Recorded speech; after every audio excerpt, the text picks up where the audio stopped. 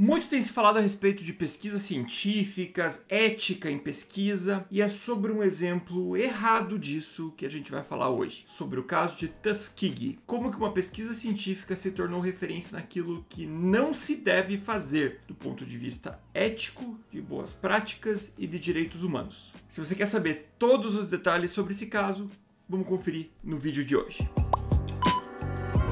E se você é novo por aqui e ainda não me conhece, meu nome é Gustavo Lenci Marques, eu sou médico, especialista em cardiologia, clínica médica, doutor em medicina interna e professor universitário. Aqui no canal eu falo a respeito dos temas relacionados à medicina e às ciências da saúde de uma forma descomplicada, para você que é da área ou não. Então vamos entender o que foi esse caso? E a primeira coisa que a gente precisa entender é o contexto em que ocorreu o caso de Tuskegee. Difícil de falar, né, Lucas? Coloca aí a pronúncia correta se eu tô falando errado. Tuskegee. Tuskegee é uma cidade pequenininha lá no estado do Alabama. É uma cidade que no início do século passado tinha sua população basicamente rural e composta por negros, sendo em sua maioria analfabetos. Em 1900, um milionário do estado de Illinois, chamado Julius Rosenwald, tinha interesses filantrópicos. E esse Julius ele era muito próximo de intelectuais do movimento negro ali do estado. E por isso ele acabou investindo uma grande quantidade de dinheiro em um fundo para o desenvolvimento daquela região. E esse fundo incluiu o desenvolvimento de centros hospitalares, escolas e também uma pesquisa a respeito da prevalência de sífilis na população. Essa pesquisa demonstrou que a população local da cidade tinha até 20% de sífilis, o que é algo extremamente alto se a gente parar para pensar. Praticamente 1/5 da população adulta de uma cidade toda tinha sífilis. 1929 chegou e com ele a grande crise. Os fundos quebraram e o investimento na região caiu muito, piorando muito as condições socioeconômicas locais. E é nesse contexto que em 1932 o Serviço de Saúde Pública dos Estados Unidos, em parceria com a universidade local, decidem realizar um estudo. Eles queriam avaliar qual que era o curso natural da sífilis. E ali seria o local ideal, uma vez que tinha uma alta prevalência e tinha aquele centro de saúde que tinha sido financiado anteriormente. Naquela época, o curso natural da doença ele já era até relativamente bem conhecido, tá? Um estudo de Oslo tinha sido publicado alguns anos antes em que ele descrevia as fases da sífilis, as complicações tanto na sífilis primária, secundária e terciária, só que ele era um estudo retrospectivo, ou seja, ele pegava as pessoas que já tinham as complicações e analisavam como foi o curso da doença. Aqui não, aqui eles queriam fazer duas coisas. A primeira era observar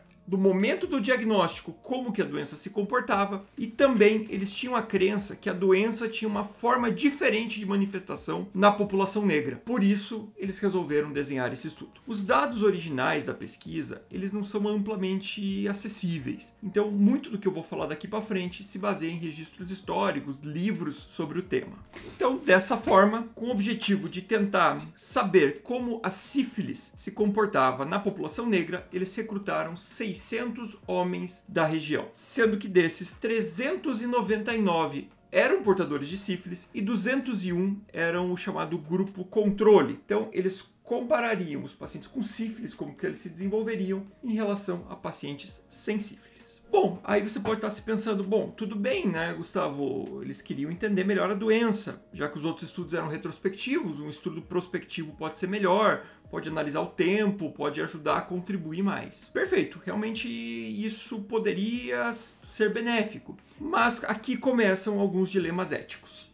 Primeira coisa, eles não contaram para os pacientes o que eles tinham. Não falaram, ó, você tem sífilis e por isso a gente vai acompanhar para ver como é o desenvolvimento da doença daqui para frente, como ela ocorre, a gente vai estudar melhor ela. Eles simplesmente falaram para os pacientes que eles tinham sangue ruim e por isso precisavam de atenção médica. E ainda ofereceram para eles, ó, se vocês participarem do nosso estudo, a região aqui está degradada, está com difícil acesso, mas vocês vão ter consulta médica de graça, transporte gratuito para vir para as consultas, vão receber comida, alimentação, além de tudo, se você morrer, eles vão pagar as custas funerárias. Sim, foi isso que foi proposto, tá? Era esse o chamariz para recrutar as pessoas para a pesquisa. Vale aqui chamar a atenção para um detalhe. nesse momento, a sífilis ainda não tinha seu tratamento plenamente conhecido, tá? Alguns anos antes, um pesquisador alemão chamado Paul Ehrlich, ele havia sintetizado uma medicação derivada do arsênico chamada arsfenamina, que teria a capacidade de matar bactérias sem causar tanto dano para o corpo, especialmente a bactéria da sífilis. Alguns participantes desse estudo até chegaram a tomar essa medicação lá pelo 6º mês de acompanhamento. Alguns usaram outras medicações também, como mercúrio, outros utilizaram placebo, mas não ficou bem claro quem utilizou o que, como foi feita a randomização, por que alguns utilizaram, outros não. Nada disso ficou claro nesse momento. Porém, alguns receberam essa medicação, mas ela tinha baixa eficácia. Então aqui é um dos primeiros pontos de divergência que a gente traz. Espera aí, o estudo era observacional, mas os pacientes aleatoriamente receberam um tratamento ou outro dentro dele. Isso aqui deveria ser um ensaio clínico. Então ele está fugindo do protocolo proposto.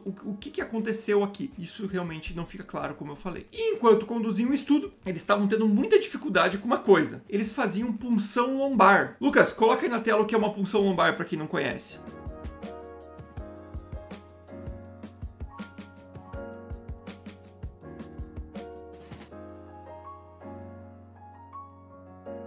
Isso, colocar uma agulha na medula espinhal da pessoa para retirar o líquor. Isso é importante para você analisar de fato a neurosífilis. É assim que você faz o diagnóstico do acometimento neurológico da sífilis. Porém, as pessoas não iam lá com...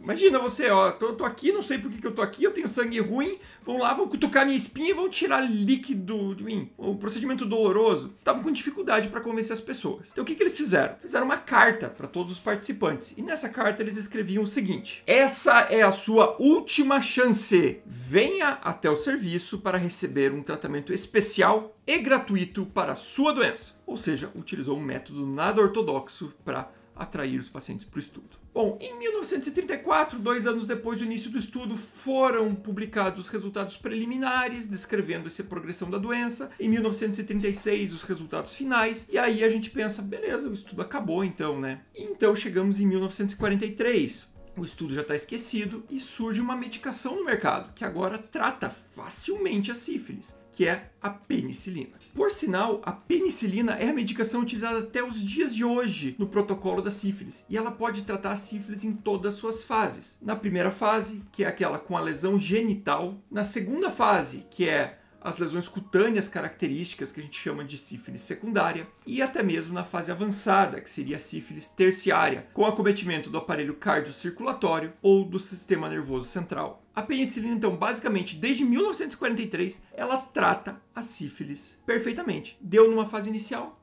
não vai ter complicações mais para frente. Guardem essa informação. Mas na década de 40, o que estava acontecendo? Isso mesmo, a Segunda Guerra Mundial. E muitos habitantes norte-americanos começaram a ser convocados para atuar no fronte de batalha. E dos pacientes que estavam no estudo, 256 foram alistados. No estudo que até então tinha essa impressão que tinha acabado. Porém, quando essas pessoas foram alistadas, o Serviço de Saúde Pública dos Estados Unidos mandou um aviso para o exército e falou assim, não, peraí, essas pessoas que vocês recrutaram não devem servir, porque eles estão participando de um trabalho ainda que está analisando uma doença e por isso eles não devem ser alistados. Pode liberar eles. E também, quando vocês fizeram os exames desses pacientes, vocês viram que eles tinham sífilis. Não tratem porque eles estão num protocolo de pesquisa. Isso mesmo, gente. Foi detectado sífilis e não foi tratado nesses pacientes. E logo na sequência, o que começa a fazer? Os membros do Serviço de Saúde Pública lá dos Estados Unidos começam a mandar cartas para todas as clínicas, falando assim, olha, esses pacientes aqui e a relação deles estão todos em um protocolo de pesquisa. Se você encontrar alguma doença, não trate, porque a gente está observando. Ocorreu essa orientação